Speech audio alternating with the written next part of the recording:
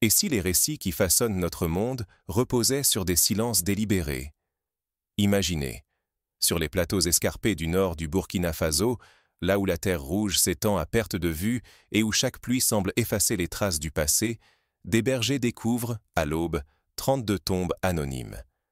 Pas une croix, pas une inscription, rien qu'une terre fraîchement retournée, tentant de recouvrir une violence soigneusement effacée.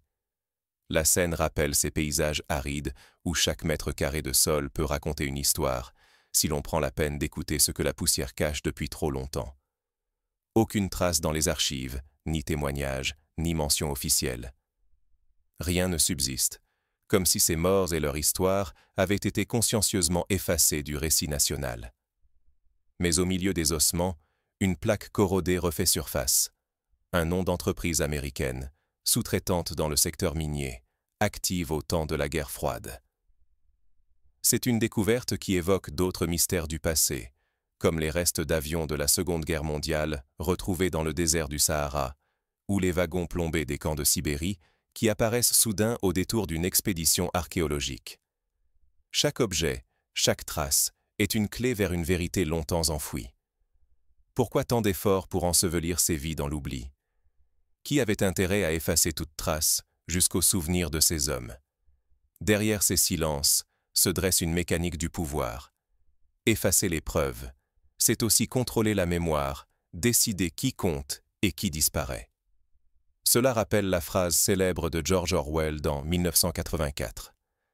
Qui contrôle le passé contrôle l'avenir. Qui contrôle le présent contrôle le passé. L'effacement volontaire de ces vies n'est pas un fait isolé, mais s'inscrit dans une longue tradition de gestion autoritaire de l'histoire.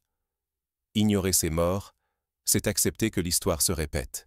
C'est céder aux puissants le droit d'écrire, à notre place, ce que nous devrions défendre, la justice, la mémoire, la dignité collective. Oublier, c'est abandonner peu à peu notre droit d'exister, aujourd'hui comme demain. L'oubli a été utilisé comme arme dans de nombreux contextes. Des goulags soviétiques aux disparus d'Argentine, ceux qui détiennent le pouvoir ont toujours tenté d'imposer leur version des faits, laissant les victimes sans voix. Mais une découverte inattendue va briser ce cycle du silence et réveiller une quête de vérité bien plus vaste qu'on ne l'imagine. Ce moment charnière évoque la chute du mur de Berlin, lorsque des archives secrètes furent soudain rendues publiques, révélant des décennies de mensonges étatiques et obligeant des sociétés entières à se confronter à leur passé. Ce qui s'est produit dans les hautes terres du Burkina Faso ne figure dans aucun manuel, mais le silence qui l'entoure n'est pas unique. Derrière les charniers anonymes du nord du pays se cache une vérité partagée par d'innombrables régions. Une histoire effacée, soigneusement recouverte par le silence, entretenue par des intérêts lointains mais puissants. On pense aux disparus du Chili sous Pinochet, ou aux fausses communes de la Bosnie, découvertes des décennies plus tard, brisant les pactes de silence qui avaient protégé les responsables. Officiellement, jamais aucun conflit n'a existé ici. Pas de bataille répertoriée, pas de rapport international, pas même une mention dans les archives nationales. Pourtant, les preuves subsistent. Les anciens du village, gardiens de récits transmis de génération en génération, racontent le même schéma. De jeunes hommes recrutés par des compagnies minières étrangères, puis des disparitions mystérieuses. Des familles se taisent sous la menace, des questions restent en suspens, des noms s'effacent de la mémoire collective. C'est le même silence que l'on retrouve autour des disparus de la dictature brésilienne, où les familles, par peur des représailles, ont appris à taire les noms et à cacher la douleur. L'État burkinabé vacille entre deux impératifs. Préserver sa réputation auprès des partenaires étrangers ou révéler la vérité à ses citoyens. Les pressions extérieures sont réelles, souvent insidieuses. On insiste pour que ces histoires demeurent dans l'ombre, sous prétexte de stabilité, de coopération ou de sauvegarde de l'image nationale. On se souvient du cas du massacre de My Lai pendant la guerre du Vietnam, où le gouvernement américain a tenté d'étouffer l'affaire pour ne pas entacher la réputation de l'armée. La logique est toujours la même, protéger les intérêts immédiats au détriment de la vérité et de la justice. Pourtant, l'examen minutieux des vieux contrats miniers révèle des clauses oubliées, signés du temps colonial ou pendant la guerre froide, qui donnaient aux exploitants étrangers le droit d'user de la force. Officiellement, il s'agissait de protéger les investissements. En réalité, ces textes autorisaient la violence, l'effacement, l'impunité. Les responsabilités se noyaient dans l'épaisseur du temps et des accords opaques. Ces accords rappellent les contrats léonins signés entre les puissances européennes et les nations africaines au début du XXe siècle, où la souveraineté locale était sacrifiée sur l'autel du profit étranger. Ce silence n'est pas anodin. Il installe une menace durable sur l'avenir. Laisser d'autres écrire l'histoire, c'est accepter une dépendance économique et symbolique qui perpétue l'exploitation. Quand le passé est confisqué, la dignité collective s'effrite, tout comme la capacité de réclamer justice, ou simplement de se souvenir des luttes et des pertes. La mémoire, ou son absence, façonne le rapport de force entre les peuples et ceux qui les dominent. Mais la découverte de ces tombes anonymes a fissuré le couvercle du silence imposé. L'émotion monte, la pression s'accroît. Il faut choisir, détourner le regard encore, ou affronter ce qui fut volontairement enfoui. Ici s'ouvre la lutte pour la mémoire, une lutte où il ne s'agit pas seulement de désigner des coupables, mais de refuser l'oubli comme destin. Comme en Afrique du Sud après l'apartheid, où la commission Vérité et Réconciliation a permis de nommer les responsables, mais aussi de donner la parole aux victimes et à leurs familles.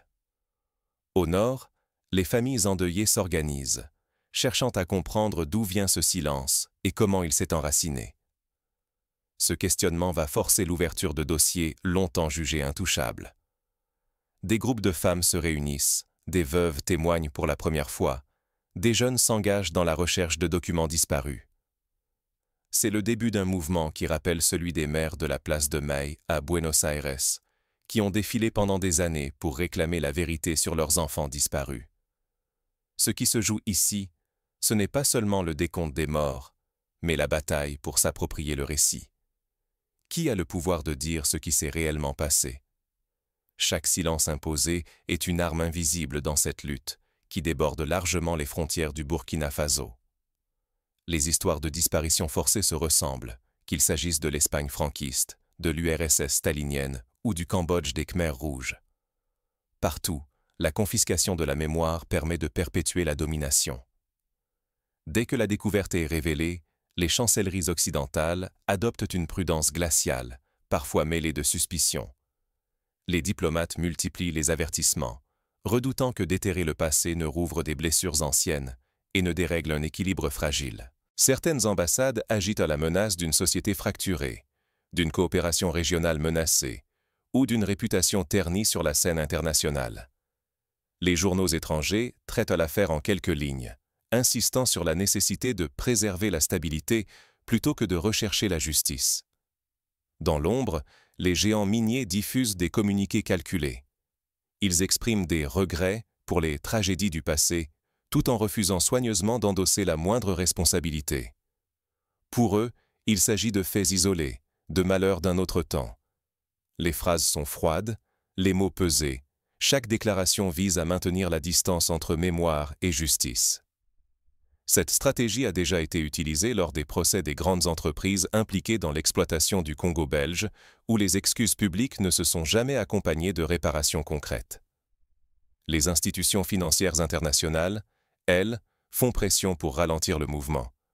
Elles présentent la mémoire comme un luxe risqué, un frein à la stabilité et au développement.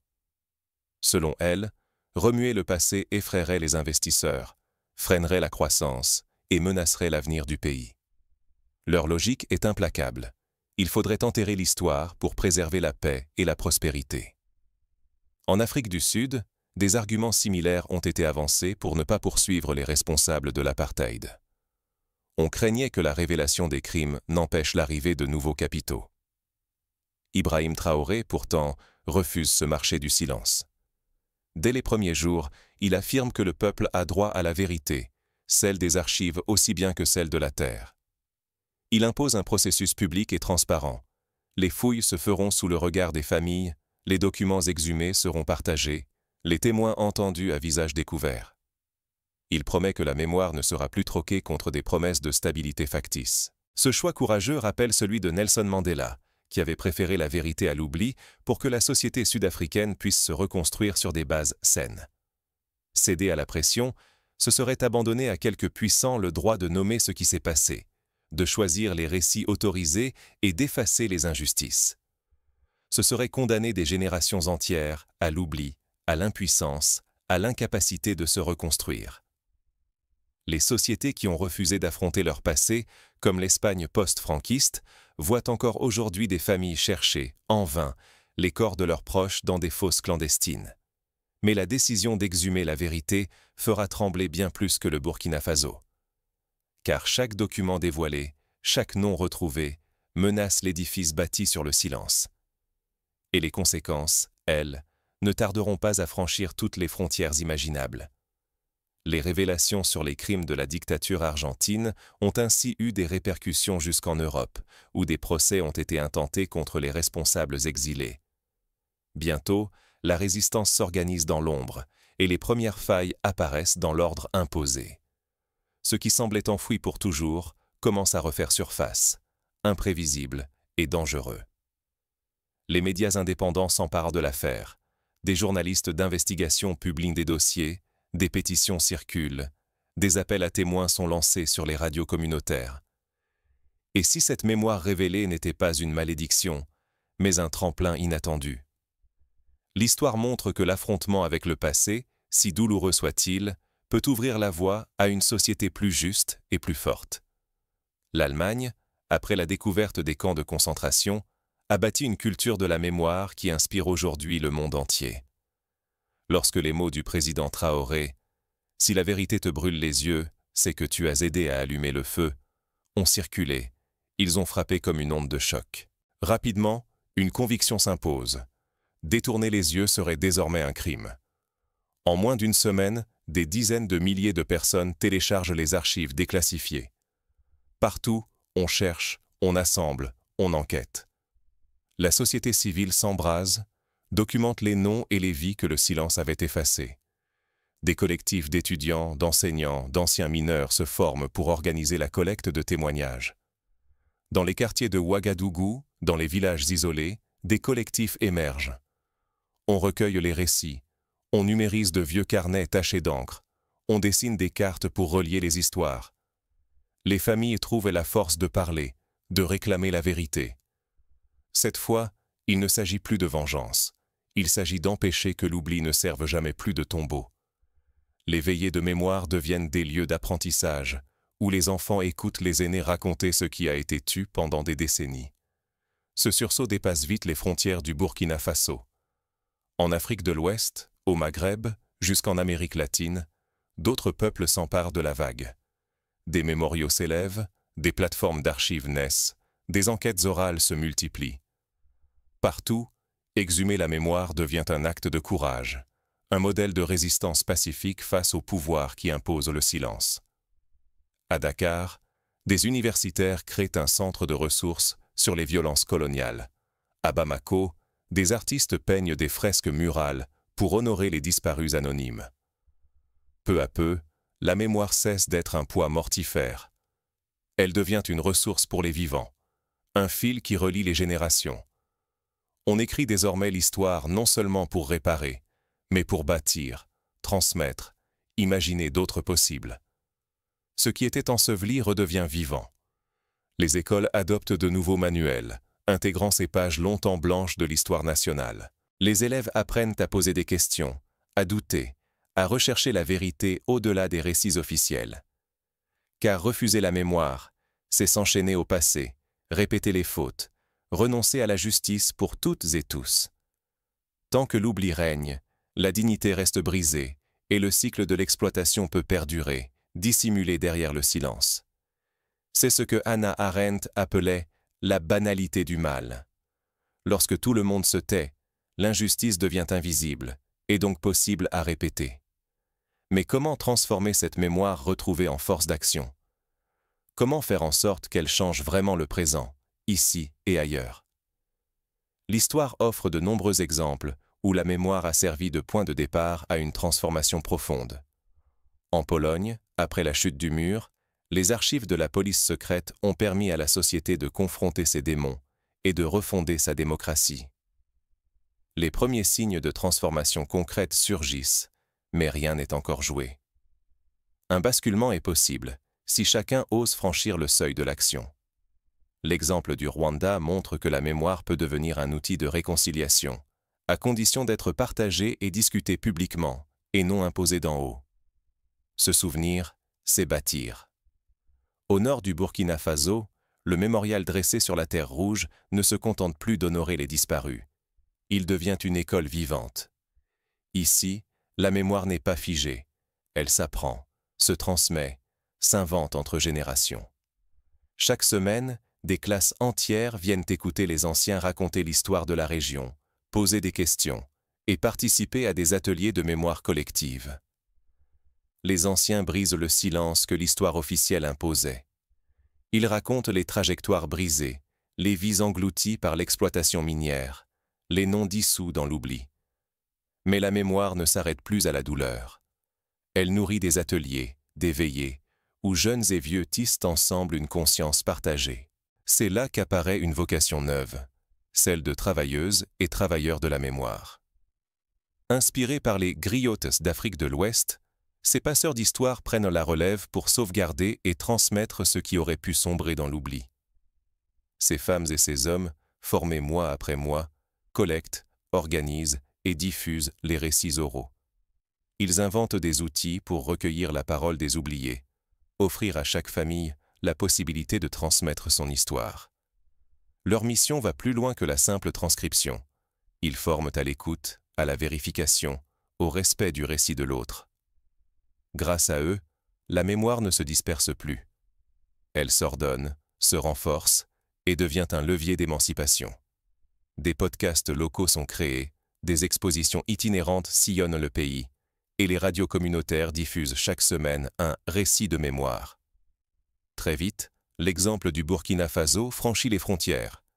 Des éducateurs venus du Mali, des archivistes du Niger, des militants de Guinée observent, échangent, adaptent les pratiques à leurs propres histoires. Des projets d'archives alternatives naissent dans des lycées, des rituels collectifs s'inventent dans de petites villes, et des réseaux numériques relient des communautés séparées par des milliers de kilomètres. En Côte d'Ivoire, une association s'inspire de ce modèle pour documenter les violences post-électorales. Au Sénégal, un musée de la mémoire s'ouvre dans une ancienne caserne coloniale. Cette connaissance nouvelle bouleverse l'attitude des communautés. Face aux compagnies minières, elles ne sont plus seulement des victimes silencieuses. Elles deviennent des interlocutrices capables de raconter ce qui fut, d'exiger la vérité, de négocier en connaissance de cause. Face à l'État, elles réclament justice, reconnaissance et une place dans la construction du récit national. La mémoire organisée devient une arme pacifique, mais puissante. Elle redistribue les cartes du pouvoir, oblige à revoir des accords jusque-là imposés de l'extérieur. Exemple concret, lors d'une renégociation de contrats miniers, les représentants de la communauté s'appuient sur les archives collectives pour exiger la réparation des préjudices passés. Mais un risque majeur demeure. Si cette organisation de la mémoire s'effondrait, la parole des bâtisseurs du pays se replierait dans le silence. Leur dignité serait à nouveau exposée à l'oubli, ou manipulée par ceux qui ont intérêt à effacer ce passé. Sans mémoire active, les mêmes erreurs, les mêmes injustices pourraient se répéter, à l'abri des regards, loin de la conscience collective. C'est le danger qu'ont connu les pays de l'ex-Yougoslavie, où l'incapacité à affronter le passé a alimenté de nouveaux cycles de violence. Pourtant, une question subsiste. Comment préserver cette dynamique face aux obstacles qui menacent sa survie? Le combat pour la mémoire ne fait que commencer. Les responsables actuels doivent investir dans l'éducation, soutenir les collecteurs de mémoire, encourager la liberté de la presse et garantir la protection des témoins. Les citoyens, eux, peuvent s'engager dans des associations locales, organiser des ateliers, transmettre les récits à leurs enfants. Aucun effort n'est trop petit. Chaque témoignage, chaque document partagé, chaque nom sauvé du silence compte. Si cette histoire ne vous a pas brûlé les yeux, c'est qu'elle attend que vous la portiez plus loin, plus fort, à d'autres oreilles qui hésitent encore à écouter. Cette invitation résonne comme un appel à la vigilance et à la solidarité, car la justice ne peut naître que de la mémoire partagée. Face à ce que certains voudraient effacer, chacun de nous porte une responsabilité. La mémoire partagée n'est pas un simple héritage figé. Elle est une matière vivante qui façonne nos droits, notre dignité et le sens même de notre avenir collectif. Chacun peut s'inspirer de l'expérience burkinabé pour mener, à son échelle, des actions concrètes, recueillir les récits de ses aînés, participer à des collectes d'archives, soutenir la presse indépendante, créer des espaces de discussion sur l'histoire locale. Ne laissons pas les puissants seuls décider de ce qui doit être effacé. Car l'oubli n'est jamais neutre. Il protège ceux qui ont des choses à cacher et fragilise ceux qui n'ont que leur histoire à opposer. Chaque silence imposé est une fissure dans notre force commune. Le courage consiste à nommer les choses, à refuser de détourner le regard, à transmettre les vérités qui dérangent. Reprendre le flambeau de la mémoire, ce n'est pas seulement honorer des morts anonymes, c'est empêcher que d'autres histoires, d'autres injustices, soient à leur tour ensevelies dans le silence. C'est choisir de ne plus subir le cours de l'histoire, mais de la réinventer ensemble, à voix haute, pour qu'elle ne puisse plus être confisquée. L'histoire n'est jamais finie. Chaque génération peut rouvrir les dossiers, questionner les certitudes, exiger la justice et la reconnaissance. C'est ainsi qu'un peuple devient adulte, qu'il s'émancipe de la tutelle des puissants. Rappelez-vous, les charniers découverts au nord du Burkina Faso ne sont pas seulement des cicatrices du passé. Ils sont le reflet de tout ce que l'on cherche à ensevelir, des vies sans nom, des injustices sans trace, des communautés condamnées à disparaître pour que d'autres prospèrent sans bruit. Ce ne sont pas des reliques, mais des signaux d'alerte. Tant que l'on refuse de voir, l'histoire se répète et les victimes se multiplient. Si ces vérités dérangent, c'est qu'elles portent en elles une force immense, celle de briser les cycles d'exploitation, de réclamer justice, de rouvrir la voie d'une réconciliation profonde avec soi-même et avec les autres. La mémoire n'est jamais un simple regard vers le passé, elle est la condition d'un avenir plus juste et plus humain.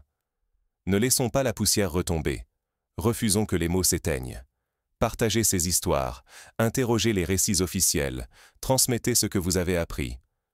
Parfois, il suffit d'une voix, d'un geste, pour rallumer une lumière là où tout semblait perdu. Un livre lu à haute voix, un poème écrit sur un mur, une chanson composée pour honorer les oubliés. Chaque acte compte.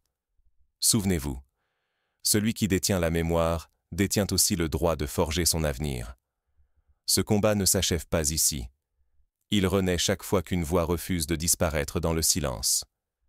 Que chacune de nos paroles, de nos actions, prolonge la chaîne de celles et ceux qui ont osé briser l'oubli. Ensemble, continuons à écrire l'histoire, pour que plus jamais, la terre ne soit forcée de rendre ses secrets dans le silence.